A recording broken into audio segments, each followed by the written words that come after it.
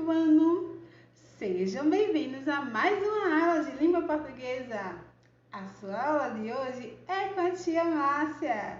O nosso tema de hoje é aprendendo mais com quem mais entende. Que tema legal! As páginas desse assunto estão lá no livro 4, entre as páginas 18 e 22. As páginas 23 a 25 são atividades para vocês fazerem, tá certo? No final do vídeo eu vou lembrar vocês de novo da atividade. Vamos lá. O que é que vocês entendem por esse título? O que será que vai acontecer? Quem será que entende mais? E qual é a importância de entender mais? Vamos pensar um pouco? Nesse capítulo, a gente vai pensar um pouco sobre os conhecimentos científicos. E aí a gente deve fazer uma pequena reflexão. O conhecimento científico, qual é a importância dele? Como é que ele surge? Como é que ele surgiu? Bom, esse tipo de conhecimento é baseado na ciência, na experimentação, na procura, na busca por entender melhor o que está acontecendo no mundo, nas pessoas, para poder entender nos mínimos detalhes o que acontece com cada um e assim descobrir soluções para possíveis problemas da humanidade, relacionados à saúde do ser humano, relacionados a fenômenos naturais, à própria proteção da espécie humana. Portanto, o conhecimento científico, ele traz consigo algo muito importante, que é a evolução da humanidade. E ele surge através dos questionamentos. Por isso, a importância de perguntar, de questionar, de tirar suas dúvidas e buscar conhecer aquilo que é desconhecido. A palavra, a fala, a pesquisa de um cientista, ela traz algo concreto, algo que ele está, ou ele já provou, ou está buscando provar. Portanto, para dar veracidade a um assunto que você queira falar, sempre é bom buscar esse conhecimento científico.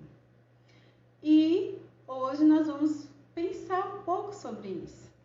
No ícone Conversa Vai, um pouco mais abaixo, nessa mesma página, tem assim: o que você sabe de ciclones, terremotos e vulcões?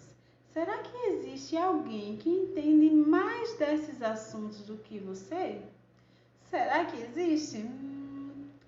Sim, existe.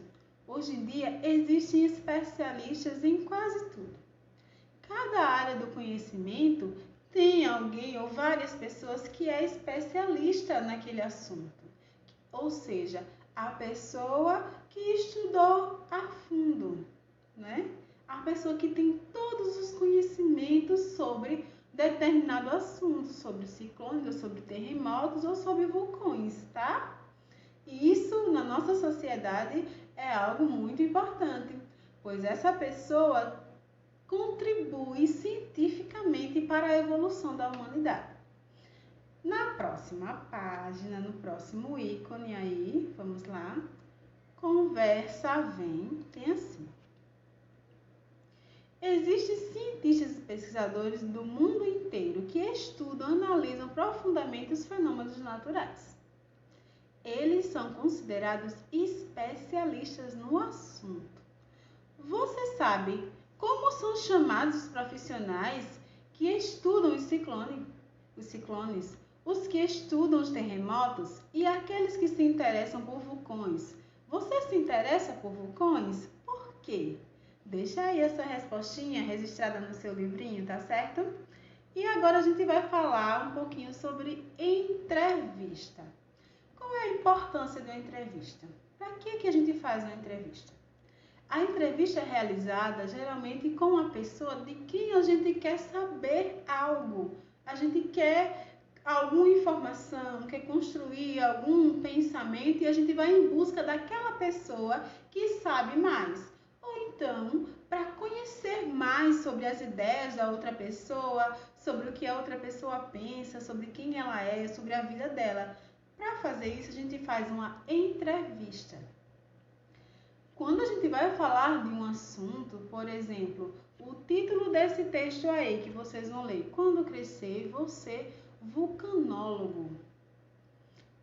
Para saber o que é um vulcanólogo, o que ele faz, o que ele estuda, o que ele sabe de mais moderno sobre vulcões, você precisa entrevistar um, ler muito ou buscar pesquisar sobre essa pessoa, sobre a profissão dela.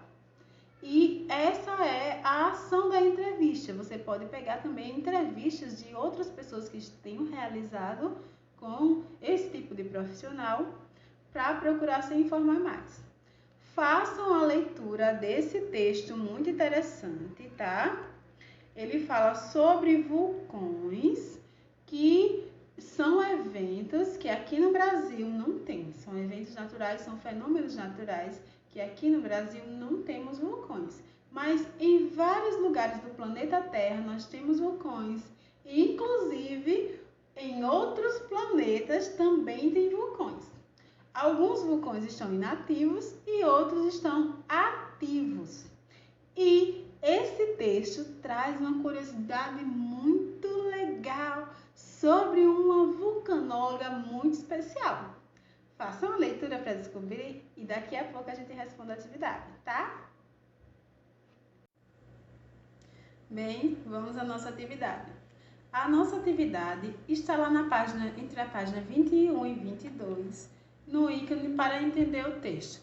Agora que você já leu o texto, leu a fundo, se aprofundou nele e descobriu todas as maravilhas desse texto, vamos ver o que você entendeu. Vamos testar os nossos conhecimentos com esse texto. Primeira questão, qual é o propósito do texto? Tem 3 quadradinhos e você vai marcar aquele que você considera mais adequado. Explicar a diferença entre montanhas e vulcões. Segundo, apresentar informações sobre a profissão do vulcanólogo. Ou o terceiro quadradinho, entrevistar cientistas e pesquisadores de vulcanologia. O segundo, marquem lá o X na segunda opção, pois nesse texto fala exatamente de uma vulcanóloga brasileira, sobre a profissão dela, não é? O que ela faz, qual a importância do estudo dela, muito legal, né? E a segunda questão você vai marcar F, V para verdadeiro e F para falso. Vamos lá. O primeiro quadradinho tem a seguinte informação. Há vulcões ativos e inativos no Brasil. Isso é falso. Não tem vulcões no Brasil, tá? O próximo. Não há pesquisadores de vulcões no Brasil. Também é falso. Afinal, a gente viu que a vulcanóloga mais importante do mundo é brasileira, né? Vamos ao terceiro. Existe uma pesquisadora brasileira especialista em estudar vulcões de outros planetas. Verdadeiro. Próximo. Diferentes áreas do conhecimento são necessárias para estudar vulcões. Exatamente. Precisa pedir ajuda a diversas áreas do conhecimento para poder entender os vulcões. Muito verdadeiro. Alguns vulcões podem passar centenas de anos adormecidos. Isso pode ocorrer e depois acordar, não é? Que especialistas foram entrevistados para a sua matéria onde eles trabalham? E aí vocês vão responder qual foi os especialistas entrevistados para essa matéria. Vamos pensar um pouco? Vamos lá. Os especialistas entrevistados foram Éder Cassola Molina e Rosali Lopes, que é a vulcanóloga brasileira. E eles trabalham na Universidade de São Paulo. E ela trabalha no laboratório de propulsão a jato da NASA. tá? Essa foi a terceira questão. A quarta questão, como é possível reconhecer as citações dos entrevistados no texto? A fala deles no texto, como é que a gente pode encontrá-las? Qual é o diferencial dessa fala? O que é que o texto usou na escrita para diferenciar essa fala deles? As falas estão entre aspas, assim, com duas aspinhas para destacar a fala dos entrevistados. E a quinta questão, lá na página de vocês, no livro, página 22, traz assim: leia as respostas dos entrevistados e depois assinale as perguntas que podem ter sido feitas a eles, né? Éder, vamos lá. A principal área da vulcanologia estuda a característica dos vulcões, como o tipo e a quantidade de material expelido, a frequência das erupções, a duração dos ciclos de atividade e os fatores que influenciam em tudo isso. Letra A. Tem 2 quadradinhos. Onde um vulcanólogo pode trabalhar? Ou o segundo, o que a vulcanologia estuda? Essa informação ela está mais relacionada onde o vulcanólogo pode trabalhar ou ao que a vulcanologia estuda? O segundo, né? Ele está mais relacionado ao que a vulcanologia estuda. Eita, nome difícil. E a próxima frase aí nesse quadradinho laranja na página 22. Éder, o mais indicado é cursar geologia e depois se especializar fazendo um mestrado ou um doutorado. Então, na letra B, qual é a melhor maneira de se tornar um vulcanólogo no Brasil? Essa seria a pergunta mais adequada a essa fala? Ou como alguém se torna um entrevistador? Primeiro ou o segundo quadradinho? O primeiro, né, seria a pergunta adequada àquela fala, tá? E a sexta questão é só para introduzir uma pequena discussão, né? Durante a entrevista, Rosalie afirmou que tem miopia e tal. Aí ele questiona sobre a pessoa ter uma dificuldade como essa, ser míope ou ter alguma deficiência, se isso é empecilho para a pessoa conseguir fazer alguma coisa. Não, não é. Ela não conseguiu ser astronauta, mas ela conseguiu fazer estudos de vulcões de fora do nosso planeta. Então, não é empecilho para você conseguir aquilo que você quer.